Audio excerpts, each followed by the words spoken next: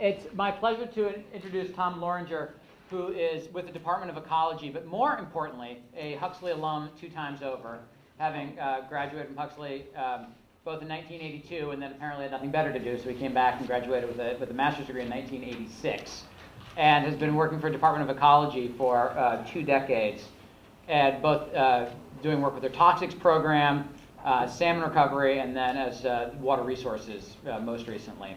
And as I'm going to talk today about water resources and water law. It's a great thing about the speaker series is we do cover, we cover every aspect of the environment. Just like your education here as Huxley students, the speakers represent that. So, we had energy last week. We've got water. We've got water this week. We've got, seminar coming up on Mayan civilization and the collapse of the Mayan civilization related to climate. So it's a huge, awesome time to be in the speaker series. We have a great variety of talks this quarter. And I won't take any more of your time. So please, Tom. Andy, thanks very much. So, no, it's a huge pleasure for me to be here. This is my place. This building wasn't here, but Huxley's my place. I spent many years here, and I'm really excited to be here. And I'm humbled, too. I looked at the Thursday speakers, and it's like, wow, what a group that comes here. So it's humbling for me, and it's all good. So I want to thank Manka Valum and Steve Hollenhorst for coming down to Olympia, meeting with a lot of us Huxley alums, and setting me up with this discussion. So really appreciate your interest in the school and getting speakers here. So I got a master's degree here in '86. There was 4 or 5 graduate students. I believe I was the first master's Huxley student in '86. I have names of some of the instructors I had, most notably John Miles. He was dean when I left in '86, and I know he just retired. Many other names probably won't ring a bell to most of you, so I'll save that. But I was in high school in the '70s, and Huxley was a really big deal. And I heard about it, and it's a place I wanted to come to. And it just seems like over time, it's just become a bigger and bigger deal with all the awards and acknowledgments. And it's just, from the quality of the work of the faculty and students here, it's a very special place. So I left here in '86, a little background, and I did a short stint with a consulting firm. Then I went to work for King County Public Works, temporary job.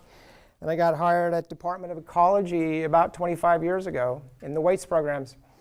And this would be before your time too, but there was a citizens initiative. It was about hazardous waste cleanup sites, and the citizens passed this MODCA initiative to fund cleaning them up. So Ecology hired several hundred people around 1990. So the demographic is about my age. You have a lot of people my age, and it's exciting to see young people coming in now as people in my generation start retiring.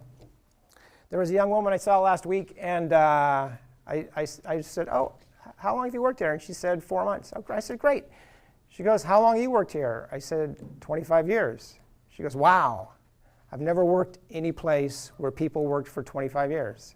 She goes, "It must be a pretty good place to work." I said, "I think so." And so for me, it has been. It's like my second family. And I worked in waste programs, doing regulation development related to solid waste landfills and toxics reductions, and policy and strategic planning and those kind of organizational things for 10 years. And I worked in shorelands, doing shorelands program, doing salmon recovery planning and watershed planning down in the Lower Columbia region, and ranking and implementing fish habitat recovery projects, and that was a really fun job. And I've been in the water side for about 10 years now. In this job for 2 years. Before this, I was the section manager for the southwest part of Washington State for water resources. And just a few words on ecology. There's about 10 environmental programs. You've got, the RCRA, Cradle to Grave, Hazardous Waste Management, Toxics Reduction Program. You've got site cleanup. You've got spills. You've got Hanford. You've got the Clean Air Act program. You've got EAPS, Environmental Assessment Program, where there's a lot of people doing ambient monitoring for sediments and marine water and fresh water. Then you've got the Clean Water Act, Water Quality Program. It's one of our biggest programs. And then my program is water resources. So water quality is Clean Water Act and state regulations, stormwater and such. Water resources is about allocations, allocating water under Western water law and protecting the resource at the same time. So that's the area I work in. And I'll do a few I thought you might be interested in a few overview slides about ecology. So I just rated these first few stock slides. And so every governor has a strategic plan, and so while we have about 10 environmental programs, this is lumped into 4 or 5 strategic initiatives. And so Governor Inslee has Results Washington, and so he monitors progress through K through 12 and universities, transportation, and natural resources departments. And you may know he just introduced some legislation for carbon tax. So he's a very strongly environmentally minded governor. So this is one grouping, reduce and prepare for climate impacts. Another major grouping is what we're all about at the Department of Ecology, is preventing and reducing toxic threats, protecting and restoring Puget Sound, deliver integrated water solutions. Most of my work obviously is under there. And preventing and responding to hazardous spills. So another just standard slide. I'm just going to make a note that we have a whole bunch of, we have in terms of college degrees, English majors that do great writing. We're doing a lot more social media work. We're doing more videos. So a lot of data management, a lot of computer programmers too. So there's just a wide range of sort of policies, science, and all types of backgrounds that are successful, I think, there.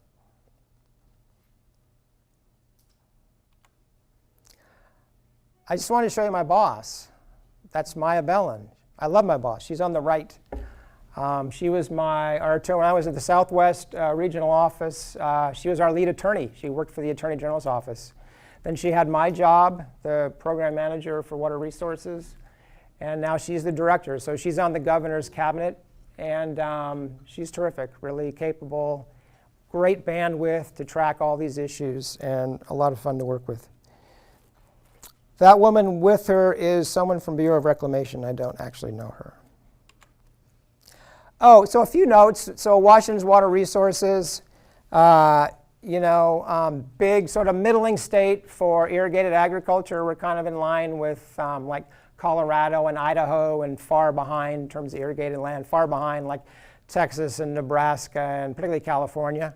And then big fishing industry, not even talking about the 29 recognized tribal fisheries, the sport and commercial fisheries up in terms of economic values up there with California and with Alaska and with Texas and Massachusetts. So very big deal. And if you Google municipalities running out of water, you're not going to find any of those in Washington. All the big cities down I-5 and Quad Cities in eastern Washington, Spokane, big water rights in place. So some of the challenges have to do with more rural water supply in smaller communities. So this really illustrates what's the big deal. It rains here all the time. This is really difficult when we go out and we have sort of moratoriums on wells and stuff, and it's raining outside. So I know you guys are familiar with graphs and charts, and so this is a year. This is a typical Western Washington demand versus supply. And what you see is July and August, that's when use is the highest. And lo and behold, rainfall is low and stream flows are low. So that's the pinch point. I like to say on an annualized basis, there's a lot of water in Washington, but the issues are, particularly late summer and early fall when there's a lot of demand.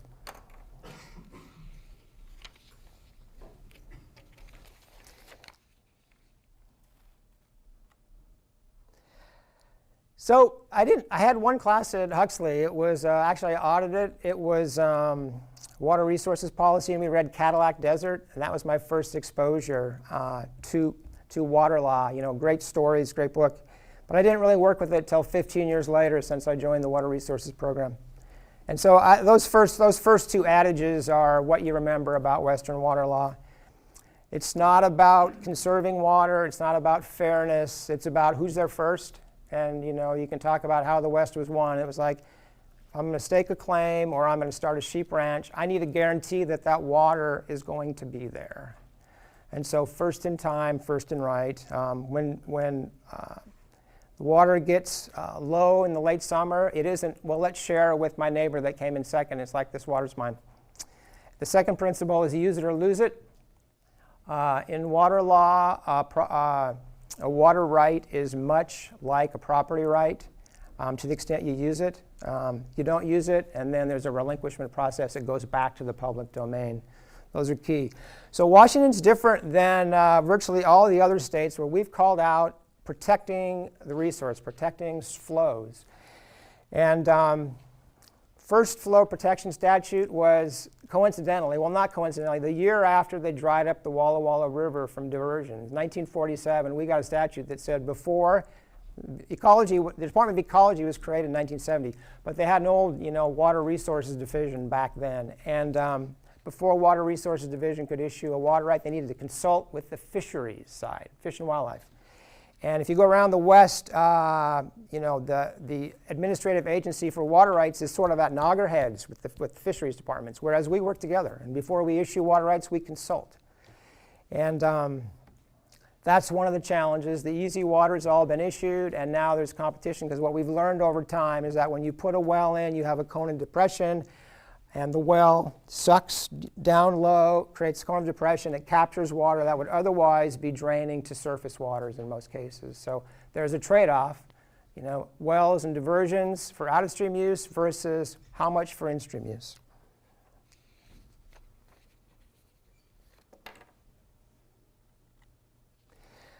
And so a couple things before I go on. I wanted to do a few case studies. I want to do a case study on the Skagit and the Dungeness lake taps and Nooksack, because it's close to home, and off the Columbia River.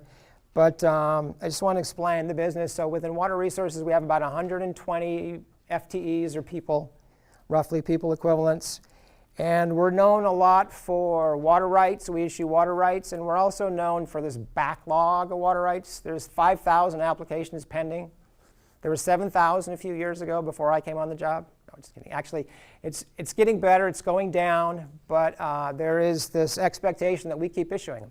And so, in fact, we had a budget provisor that said, if you don't issue 500 water rights, we're going to cut your budget.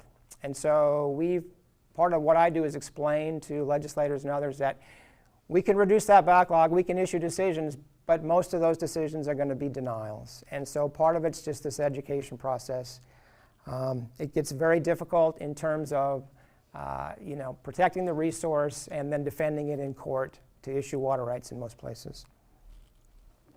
We also have, just to call out, we have a dam safety program. We do oversight of about 1,000 dams, the non-Columbia River FERC dams. So we have a program of about 8 engineers that does a review of those dams. That's an important part of our work. We have oversight program for well construction too, so it's not just water rights and flow.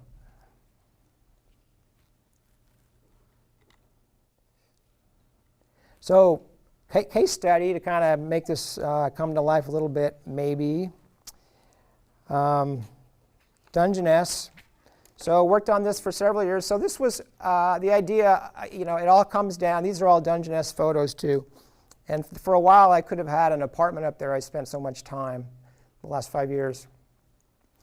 But the challenge is, so what should be left in-stream and how much for out-of-stream use?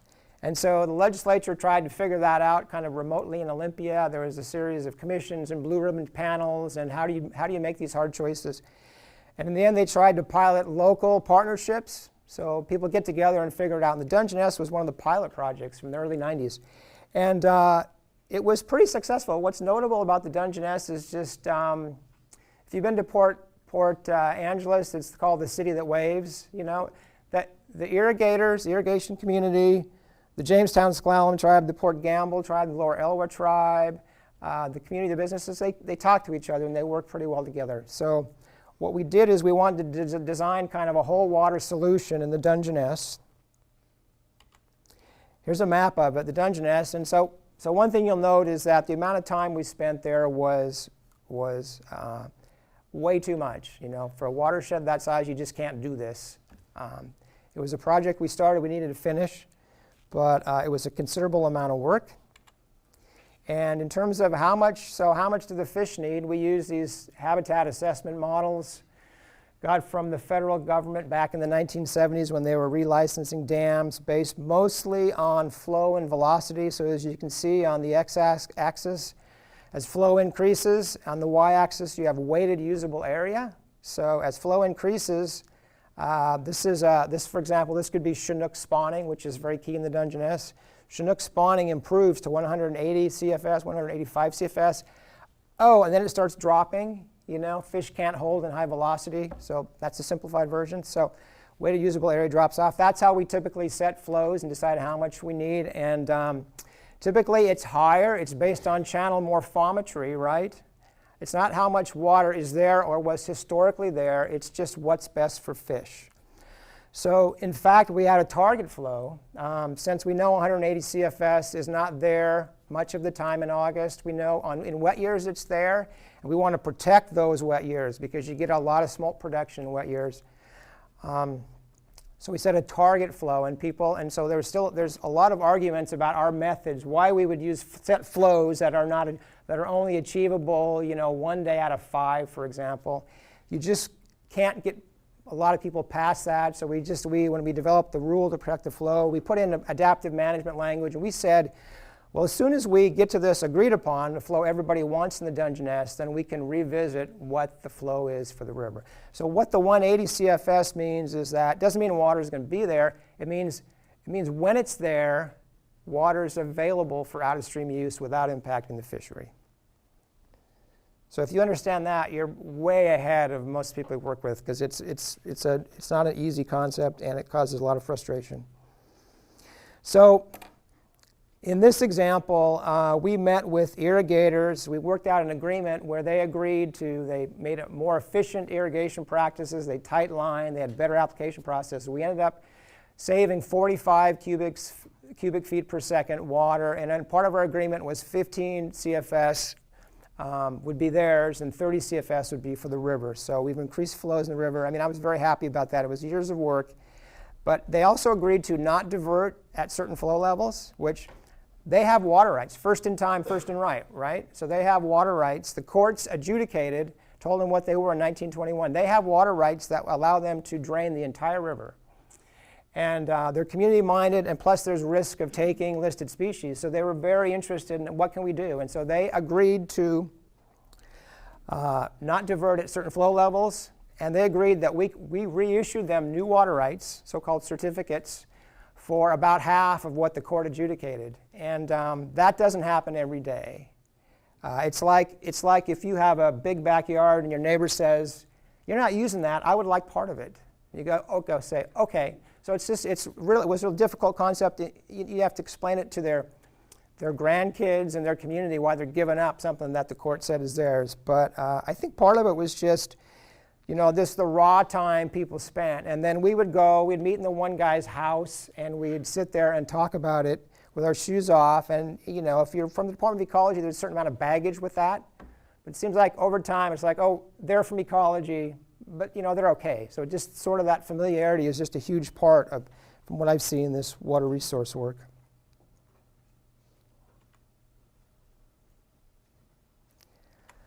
So, and then we got this nonprofit, Washington Water Trust. So we purchased some water from conserved water from the irrigators, put it into trust. It's a trust program the state has. It's one of the more advanced programs in the western states. And then we hired this Washington Water Trust, a nonprofit group, to manage the trust. So you purchase water, put it in, and then when new building permits come in, so everybody's they come to the building permit counter, they pay a fee so we can compensate the irrigators we purchased it from, $1,200 or whatever to start your house. And because there's a bank, you don't have to go out and try to find water on your own. It's like I can just go to the permit counter, they've already purchased it, it's in a bank, and it works. And so what's notable about the Dungeness, it's like the Yakima, Dungeness, Walla Walla, all those so-called exempt wells, individual household wells, you need to mitigate for their use because they do have impacts on rivers. Most places, the way water, so first in time, first in right, need a water right. The distinction is so-called exempt uses. Up to 5,000 gallons a day for your household well or for a commercial well or for stock watering, you don't need a water right. And so a lot of the challenge right now is on those small uses for people's wells, and it gets very contentious very fast. The world changed back in about 1990 when the Supreme Court ruled the Postma decision that said any impacts on surface waters constitutes impairment of an existing use. And so we've learned a lot about relationships between wells and surface waters, and it's changed the water world since then. And we have, so I mentioned we have 120 staff and water resources. We have 5 full-time attorneys. We had a Supreme Court case last October, the Swinomish case in the Skagit, which I'm going to get to. We have another Supreme Court case pending right now, 2 Court of Appeals cases, a couple of Superior Court cases, and a lot of administrative hearing boards. So it's, there's that expression, whiskey's for drinking and water's for fighting, and it's inherently a high conflict situation. That's why I like the Dungeness example in terms of success, although we did just get a petition for a lawsuit on that. But Skagit. All right, so the Skagit would be the opposite of the Dungeness. This is a long history. So you've got the Upper Skagit, the Soxswaddle, the Swinomish tribe. Long history of community not getting along in terms of fisheries interests, in terms of utilities and counties. We established a flow rule back in about 2000, and we were same using the methods I showed you earlier. We were immediately sued by the county because it didn't account for those small exempt well uses, and as part of the proceedings, we said we're going to defer to local watershed planning to work that out. So we negotiated with the county, and we built in these small reserves. So we set flows, and then we typically use this provision in the water code called overriding consideration of public interest to take a 1 or 2% of flow and have it for reserves for out-of-stream use. So we were sued by the county, so we amended the rule, put in these reserves for these people's wells, household wells, and then we were sued by the Swinomish tribe. And in the meantime, and then 2 of the reserves ran out because they were small reserves back about 3 years ago. In the meantime, we have this case from the Swinomish tribe who has interest. They have UNA and tribal interest in having a healthy fishery, and they say, hey, this flow study says the water's gone. What do you guys not understand about that? No more reserves for people's use. So we got our decision. So 2 of the reserves ran out, and then we got the decision from the Supreme Court as it worked its way up, and the Supreme Court sided with the Swinomish tribe. And they said we overreached using our overriding consideration of public interest. And that's challenging because that's how we know how to do it. In terms of, here's the tools in the water code. This is how we know how to do it. So it's sort of changing the world for us right now. And I asked one of our people to put some of the newspaper clippings. I was down at a public meeting in October, and at the Mount Vernon, at the theater there at Mount Vernon, and it was a full house. And so what we have now after the Supreme Court decision is no more wells. And the problem is there's these people have property, and they've made investments. In fact, I remember after this meeting, and as you can imagine, these are, people are angry, and they're venting. We had all the 40th district, the 39th district, the 10th district legislators in the front row, and the one guy he's just like, it's about time you showed up for one of these, because typically it's us, it's ecology, you're looking for partners, and so the tribal interests, they have real interests, and they won, right? And they won, but I do have empathy for, there was one afterwards, people come up to talk to you, and there was a lady with her, she had her whole family from the northeast part of the state. They didn't look like they had much money, and it's just like, we were gonna, we've invested. So it's a really difficult situation, and so we've got some money from the legislature. We're partnering with a lot of folks to put projects in place. So all we need is to have offsets, right? So your well is going to impact surface waters. The court says no more. You need to protect those surface waters. So we need to get offsets, and we've got several projects we're working on. They're just very slow coming.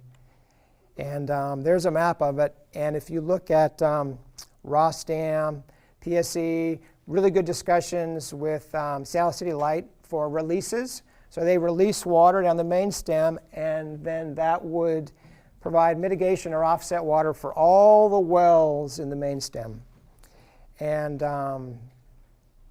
so that's going to be part of the problem. It's harder to get projects in play and around Mount Vernon and some of those tributary areas.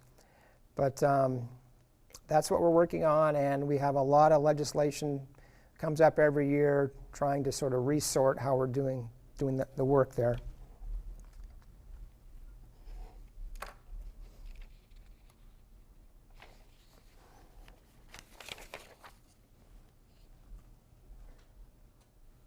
Okay. That's the Skagit example, closer to home. Oh, this is the most close to home. So the picture, the fella in the back is Tom Baroker, Huxley College, 2006, outstanding senior. And I just hired him to run our office in Bellevue, the regional office in Bellevue. So that's Buck Smith in front. I was on the raft trip too. We floated the Nooksack. So what happened is when we had the war in Yugoslavia, a lot of the berry production moved from Yugoslavia to Whatcom County. And so last year I think we had 53 million pounds of blueberries and raspberries out of Whatcom County. And so Buck is the guy, he does rafting guiding too, and he was up there in right around the late 1990s and discovered that there was a whole huge lack of water rights for these folks. So about half the industry does not have legal water rights. This is the biggest compliance issue I know of in the state of Washington. So we got complaints from the Lummi tribe about illegal use, so we floated and we contacted these folks. See, that's a diversion right there. This is July. You can hear that pump chugging, and it's a big potato field. They have potatoes and hay out there. So we've lined them all up, and they've all agreed to cease and just use the water through a permitting system in the shoulder season, not the critical season, which is fine. When flows are met, they can use it. When flows are not met, no water for out-of-stream use. So we've responded to all the complaints we've got so far, but the tribes, the idea was in the 90s when this was discovered, okay, let's get together and solve this problem. And everyone got together, local watershed groups, watershed planning, and talked for a long time. But if you already are using it, you don't have much incentive to quit using it. You want to kind of keep talking, and so it's a big problem. The tribes. Both the Nooksack and Lummi petitioned the federal government to weigh in, and if you're familiar with the Klamath River, when the federal government does weigh in on tribal reserve rights, it can go very badly for the irrigated community. So they're waiting on that. In the meantime, we need to figure out Plan B, and I'm not sure what that is. I can tell you, I don't think the governor wants us to shut down a berry industry, Washington's leading berry industry. I don't know that the Lummi tribe does either. I think everyone wants a solution, so we're trying to figure something out. In the meantime, the world keeps changing, tension grows, and we need to do something here. I'm not sure what, but I just wanted to share that with you. So east side of the state, I was just on a conference call at 2 o'clock today from Inland Empire Mill there, really concerned. We're proposing this Spokane flow rule. And this is very different. You're familiar with the Colorado Compact, where the Colorado River, you have Utah and Arizona and Colorado and New Mexico, and they all have a federal compact where they all get a share? Well, Spokane River is like that, except that Idaho has called out their share. Their courts, they've invested more. They've adjudicated the entire valley around North Spokane, Coeur d'Alene, North Idaho. The courts have weighed in, and they know how much water is theirs. We have done nothing in that regard, and it takes a lot of funding and interest. But one thing we can do is, through Department of Ecology, we can administratively issue a water right for the river. That's the flow rule. So then it creates standing. So we've spent a couple years working on this, and some people think the flows we've proposed are not high enough. The director, Maya, is getting ready to sign off on it very soon. But it is based on science. Some of the recreational users would like to have more water for kayaking. And And it gets harder to defend in court. And CELP, Center for Environmental Law and Policy, we work with them quite a bit. Sometimes they take issues and take us to court. And that's fine. We tend to be in the middle, trying to find that the right, right spot for the community and the resource. So the interest today was they're concerned because once you establish what the paper company is concerned is that they have a big discharge and they need to cut down on their, these cleanup plants. They need to cut down on their PCBs, discharges, and their DO. And they're concerned that when you have a flow rule in there, that we need that discharge for flow, and they can't discharge. So what we talked about was, the water quality side and the water resource side, that we would work together and at the permit level and work through their issues. So we'll see how that goes. So it applies to a very small area too. And this is the only consequence of that Swinomish decision where they said, like I said, we have this two-step process for making decisions, right? And the court said, we think you used OCPI too broadly. So we're kind of dead in the water on protecting flows at this point. This is an exception. We purchased a water right to mitigate for the whole area for the exempt wells, and there's very few exempt wells going in this area. So this is the one rule we're doing right now. So this was from 2006. They created the Office of Columbia River, and I had a few notes on climate change. This is from University of Washington Climate Change Work Group, projecting a decrease of 27% in snowpack in the 2020s and 37% by the 2040s. So we'll likely see reduced peak spring flows and reduced late summer stream flows. So, on top of competition right now, it's going to get worse. So this has been it's been good for the Department of Ecology to have this office. Particularly a lot of legislators in Eastern Washington are really liking the results of it. And the biggest and easiest benefit is picture Grand Coulee Dam with Lake Roosevelt. Just lower that by 1 foot. Right? That's a lot of water. And central to this is taking more water out of storage and using it in the river at critical times. A whole list of projects. Some of them have to do with irrigation efficiencies and different kinds of pump transfers, but a big part of it too is just drafting reservoirs. And to do that, it takes, you don't just say, okay, lower it by a foot. It's like you've got agreements with Canada, you've got agreements with NOAA in terms of fisheries, you've got BPA, you've got all the electrical, hydropower, electrical needs. It took years, just so you know, and it wasn't me, I was not involved in this, but it's a big success. So far, we talk about acre-feet and water resources, 293,000 acre-feet developed for out-of-stream use. So it's an acre-foot is just an acre with a foot of water on it, right? So 2/3 for out-of-stream use and 1/3 for flow enhancement. So that's been a big success. There's also a lot of work on the Yakima integrated strategy, which is just a key part for the state too. So this was just a fun one that I worked on. So 1905, Puget Sound Energy. This is when I was working in the regional office, and this was my region of Southwest Washington. This was 6 ponds, and they put a bunch of berms around it in 1905 and created a lake. And then they took the White River comes off of Emmons Glacier, right? And they diverted the White River in, formed these lakes, and then they diverted it off the north side of the lake through turbines. And they fired those turbines up in the morning, 35 megawatt power plant in the morning. Water went through the turbines, and in the evening when you came home, so it was like peaking for people's use in the area. And they took the whole river. They took all but 30 CFS for most of the 20th century. And so we went through this long negotiated process for their new hydropower license, which ultimately they did not accept. And so it's just a huge success story. Now the minimum flows before they can divert are 1,000 CFS in the wintertime.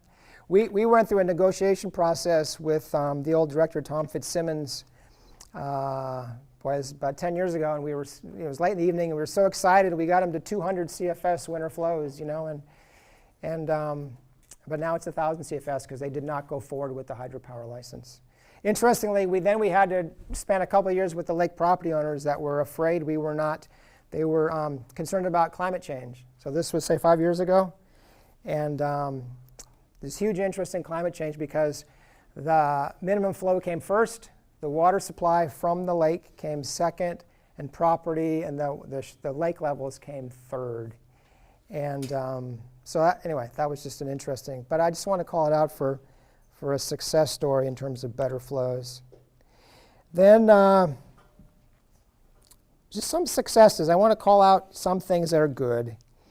So Lewis River, Cowlitz River, Skokomish River, renegotiated licenses the last 10 years, much better flow, way much better flow than they had in the past.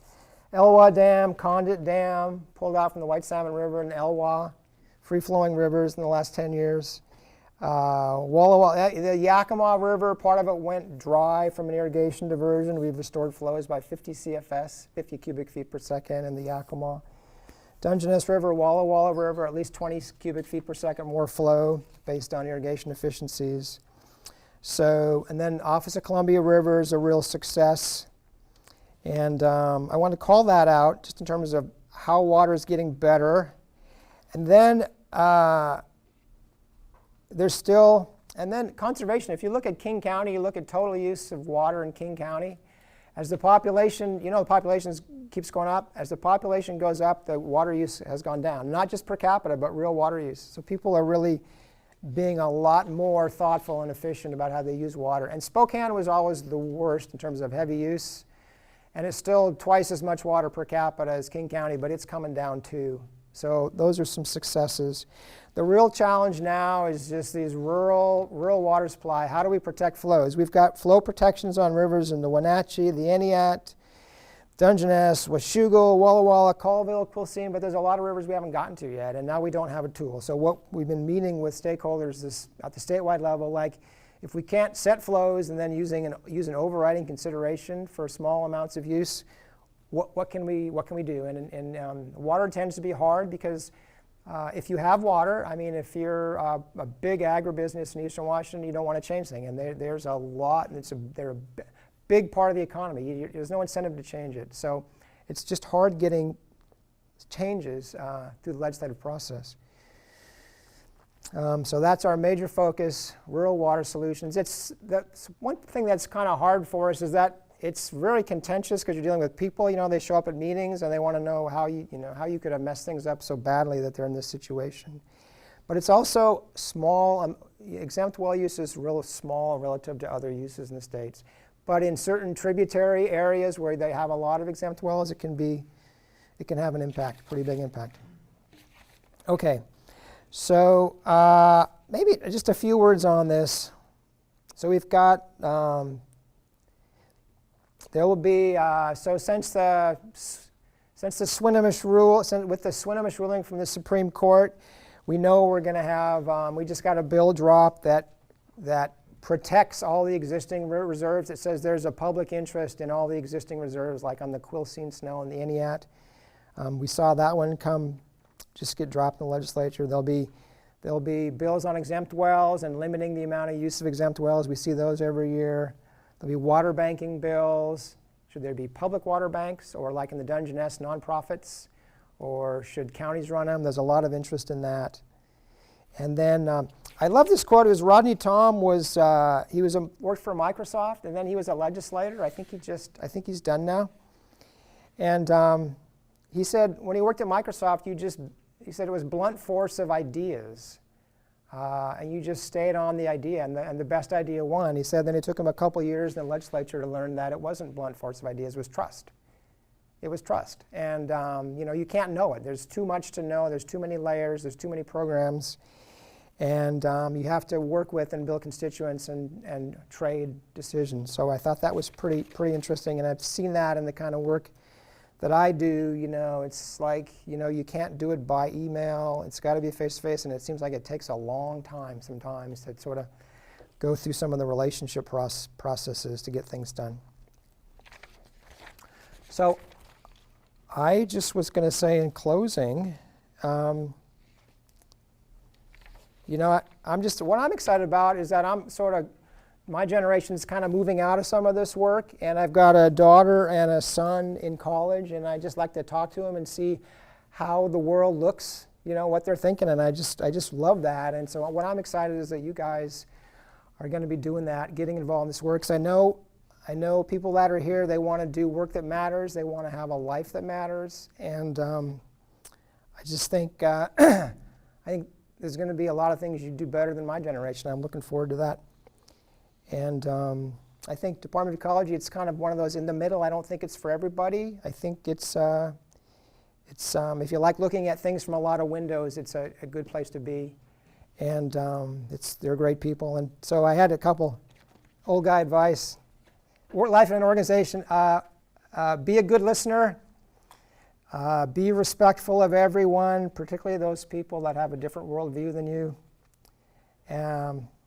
Stay positive during the not-so-fun times. Your colleagues will love you for it. And then help your colleagues be as successful as you are. And go out and have fun. It seems like the places where I'm having the most fun, we're getting the most done. So thanks so much.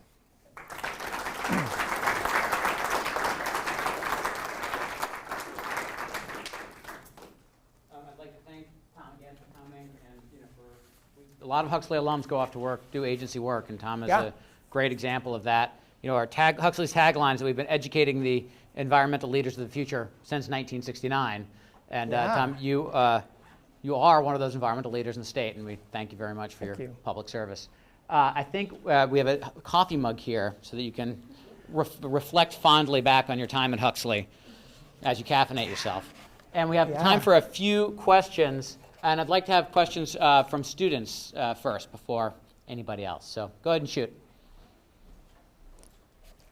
Good, Tom. You can drive Sure. now, Tom.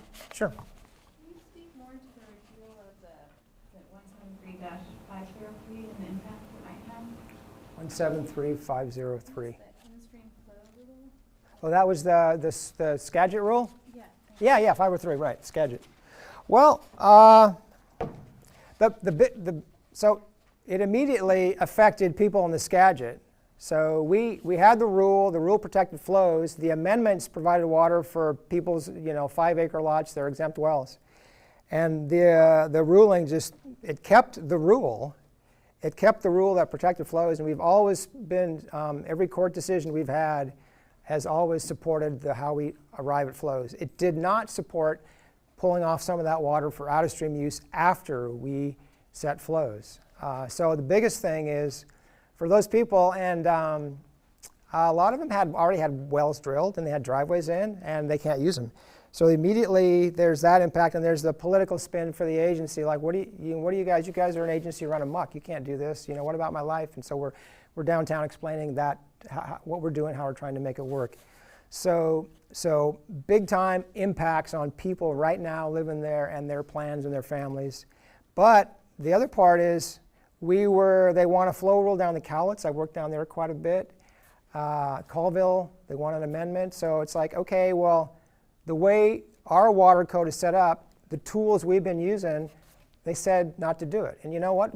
They're the Supreme Court. So we need to figure something else out. So right now we're kind of stuck. And there's several bills pending. I think what we would like, what I would like, and I think speaking for the agency, is we want, for mitigation, for offsets, we want it to matter. It's got to matter. It shouldn't just be an accounting system, one drop here, one drop here, one drop here, because the model shows this diverse impacts. Like value for the fishery, that's what we want. But not sure how long it's going to take to get another tool to do that. Thanks. Thanks. What impact will the increase in Whatcom agriculture likely have on the WRA-1 watershed management project? So I don't think there can be. We've gotten complaints about. We just had a guy pull out. He's actually Canadian. Pull out like 5 acres of berries. So we're responding to complaints. I don't know of any expansion plan. So right now it's just like I don't think nobody wants to kill an industry, but we need to figure out a way to recognize the tribal interests and get those, account for those too. Yeah.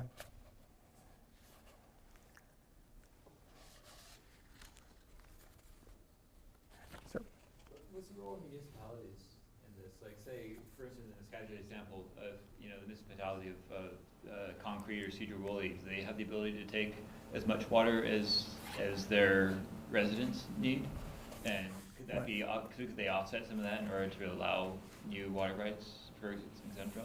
Yeah, so those are municipal examples, like on the Skagit, Anacortes, Skagit PUD, Mount Vernon. So they have water rights that we've issued. So the water code came into effect for groundwater in 1947. So after that, everyone has to, big munis, they need water rights. And they were issued by, Ecology after 1970, or the old Water Resources Division. But before there's a lot of those cities have claims. So before 1947, you just posted a note on a tree, this is a claim, my water right. And then we can't touch those administratively. Only the courts can say whether a claim is good or not. So bottom line, yeah, Concrete, Cedar, all those towns, they need to have water rights unless they get water like delivered by Seattle Public Utility, like for example, Bellevue or something. Otherwise, you need to have a water right. And they're harder to get now, a lot harder. Yeah. All right, well, let's, if there's any non-student that would like to ask a question, I think we could do one of those. Sir. I live quite a while along the Lake Washington, Lake Sammamish area between Seattle and Enumclaw. Yeah. That area, are those lakes and Lake Union, of course, is the gateway to the Puget Sound. Is any of those communities, Kirkland, Bellevue, Cleon, all those communities in there, even Seattle, are they using any of that water for drinking and irrigation? No. Like north to Redmond? Right. So that Lake Taps, good, we got Lake Taps right there. Cascade Water Alliance provides water like Bellevue, Renton, Issaquah, Skyway, Tukwila, and they get water from Seattle Public Utility, which is Cedar River. So they all the municipal area they provide, and they ultimately want to use Lake Taps water to build a conduit and use. That was what made this project work. The idea was this would be the water supply for these east side cities and Pierce County, and that they could pay for it, and that would maintain the levees so that the lake wouldn't go away after the power plant left. So there could be some exempt wells in kind of rural areas that are outside service areas, but they shouldn't. Anybody that has a pipe in Lake Washington should have a water right. You can't divert any surface water without a water right. Yeah. I went to the January 8th meeting up in Linden for water rights, and they were mainly farmers in the audience wanting to secure and find out how to secure their water rights. And I asked the DOE expert representative, well, what if these, because they had explained the water rights are given or sold, and it's the responsibility of the person who purchased it to maintain a healthy flow of water. But I said, well, what if they're not making the flow healthy? What if they're contaminating it with pollution from cows and dairy? And the EPA man, to my understanding, said, well, the tribe has the rights of the water coming into the river not to pollute the fisheries. But the tribe has to prove that the water is being contaminated and then hire a lawyer to prove that this is happening. But one of the things that is happening in the legislature yesterday was the ag-gag bill, where the farmers do not want filming of their farms because many of them have huge holes of cow manure that is claimed to probably pollute the water, and many people with ground wells can't even drink their water because it's so polluted. And so I'm wondering, did I understand that correctly?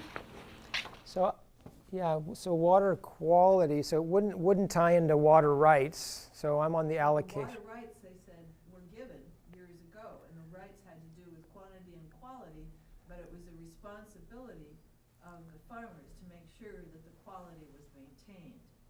Right, yeah, I'm not familiar with that. A City of Linden, I know they're about their water right, but I'm trying, there's, when you use your water right, there's a public interest test you can say is in the public interest. So if there's some water quality impact from it, we can have a requirement, but I don't know of anything like that for City of Linden. This sounds like it was the farmers that weren't the water rights holder that were creating water right problem, or water quality problems. Right, and yet, so does the DOE go in and check to see if this We- is happening? So we have a water quality presence. Ag contamination is a big deal. It's quite political, I think, as you know. But we do have a presence. Probably I can't give you much detail on it, but I could connect you to somebody that could. I think it's all we have time for. Thank you again very much for coming, Tom. Thank you.